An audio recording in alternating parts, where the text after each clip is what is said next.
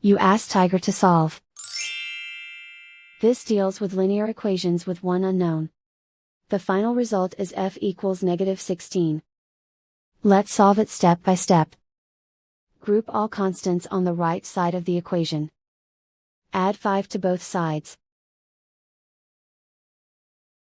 Simplify the arithmetic.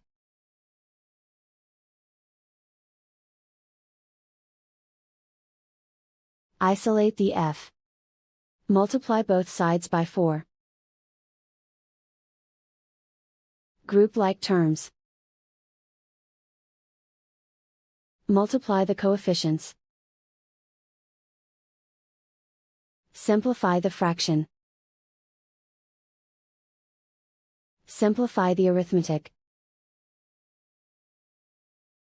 And so the final result is f equals -16.